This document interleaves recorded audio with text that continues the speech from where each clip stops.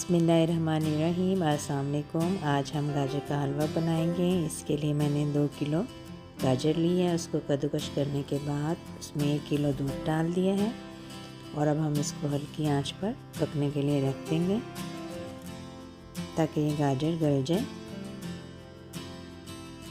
दूसरी तरफ हम खोया बनाने की तैयारी करेंगे। इसके लिए मैंने 1 किलो दूध और 1 किलो मलाई ली है।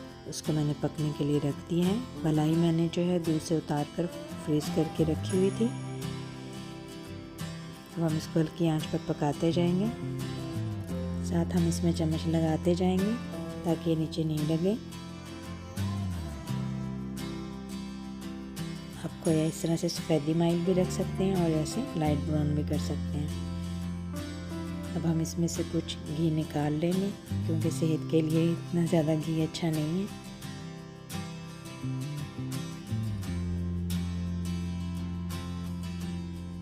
ये देखिए, ऐसे हम थोड़ा सा करके ऐसे छान लेंगे, स्ट्रेनर में हम निकाल लेंगे। दूसरी तरफ हमारा गाजरों का जो दूध ने पानी छोड़ा था और गाजरों ने पानी छोड़ा था खुश्क हो चुका है। तो हम इसमें चीनी मिला देंगे।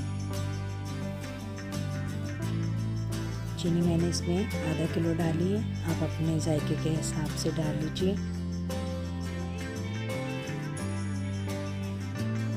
अब हम इतनी देर पकाएंगे कि चीनी का पानी खुश्क हो जाए।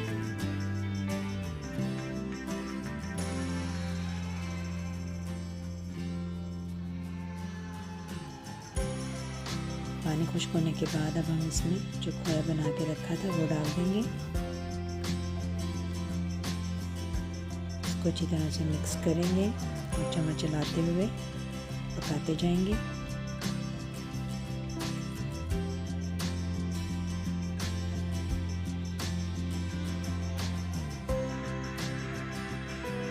माशाल्लाह से हमारा गाजर का हलवा तैयार है। आप ज़रूर मेरे तरीके से इस रेसिपी को ट्राई करें। अल्लाह हाफिज़।